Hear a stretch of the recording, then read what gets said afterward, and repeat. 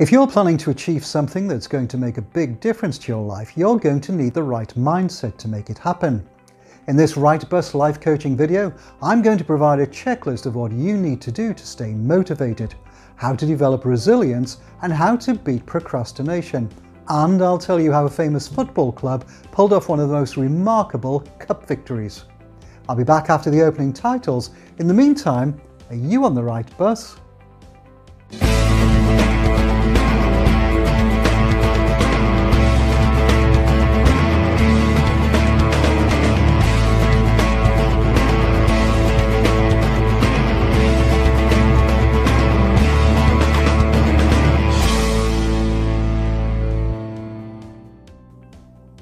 And welcome back. Here we are talking all about life coaching.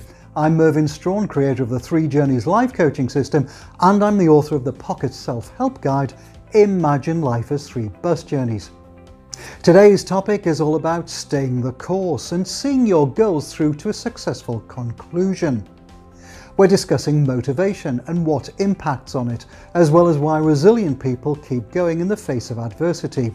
We'll also look at how to beat procrastination, which is the enemy of motivation. Let's kick off with motivation. What is it and why is it important to our plans? Simply put, it's the fuel that keeps us going.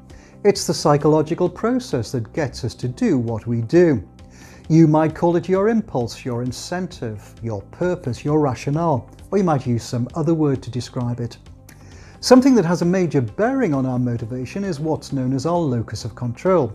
That is to say, how much we believe we influence our own success. The locus of control theory was born out of research by US psychologist Julian Rotter in 1954. He was studying the differences between people who believe they have control over their outcomes, which is having an internal locus of control, and people who believe their success is determined by external factors, such as the actions of others, or destiny, or luck. That's having an external locus of control. People with a strong internal locus of control tend to be more successful. They're able to perform more effectively. They understand the rewards of delaying gratification, and they're more willing to take on new challenges. To move to an internal locus of control, we need to recognize that while life can be difficult, we have a choice how to interpret what's going on around us. We start with a realistic appraisal of what's going on and what we can do about it. We need to be objective. If we have fears, we need to gauge whether or not they have any foundation. Fear can help us to get out of some dangerous situations, but often fear arises because we're moving from the known and familiar to something new. Self-talk is something we need to monitor, shifting from negative programming to language that empowers us.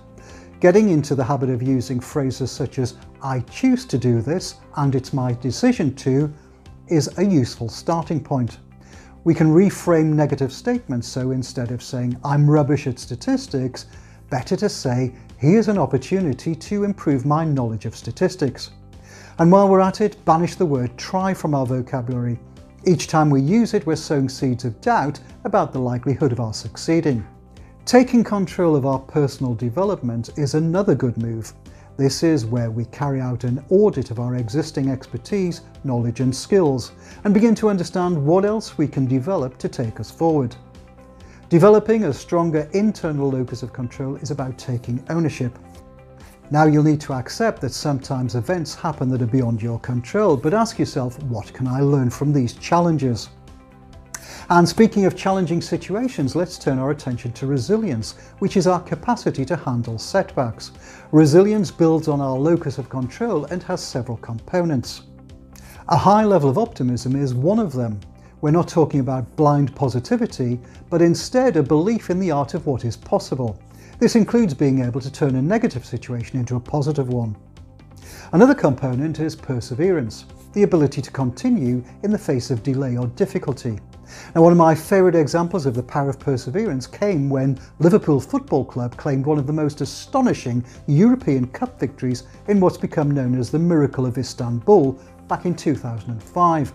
They were down 3-0 at half-time in the final, yet in the second half they scored 3 goals in a 6-minute spell, forcing extra time and a penalty shootout, which they won. How did they achieve this? Well, during the half-time talk, Liverpool captain Steven Gerrard told his teammates that he was a proud Liverpool kid who wasn't going to allow his club to be humiliated. He told them that if Liverpool scored in the first 15 minutes of the second half, they would win the game, which they did. Needless to say, Gerrard scored the first goal. So what does this all tell us? Well, resilient people learn from their setbacks and bounce back stronger. In fact, some resilient people turn the setbacks themselves into sources of motivation. In doing so, they enjoy a greater sense of achievement from having overcome the odds. Now let's turn our attention to the third topic of procrastination, that is to say, when we put off doing something. It would be too simplistic to call procrastination laziness. It's much more complex than that, and the subject of a great deal of research. There might be several factors at play, perhaps a reluctance to address negative emotions, or a case of low self-esteem. Even if we're determined, there's no room for complacency. It's a good idea to anticipate there'll be times when the desire to procrastinate is strong. We need to have a strategy in place to head these times off at the pass. So here's my 4-point PIPP, P-I-P-P strategy. PIPP stands for prepare, identify, picture and propel. Here we go. Prepare. If you've resolved to hit the gym or swimming pool early morning, get your kit ready the night before. This minimises the effort required on the day, removing one excuse for procrastinating. Identify.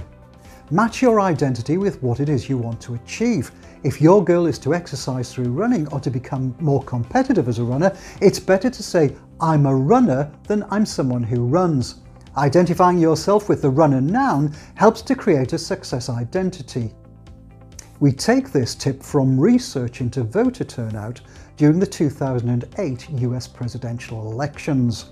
The research team of Bryan, Walton, Rogers and Dweck found that when they addressed citizens as voters rather than asked simply about their intention to vote, they were more likely to head to the ballot box.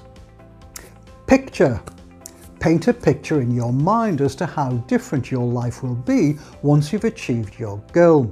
Some hard work now over a sustained period will bring positive results and make it all worthwhile. And finally, propel yourself forward and monitor how you're feeling as you make progress, documenting what you're learning about yourself on the road to success. Well, that's all for this latest video. We've covered a lot. If you've enjoyed it, give it a like and feel free to leave a comment. Do remember to press that subscribe button so you're alerted to new content, and enjoy the journey.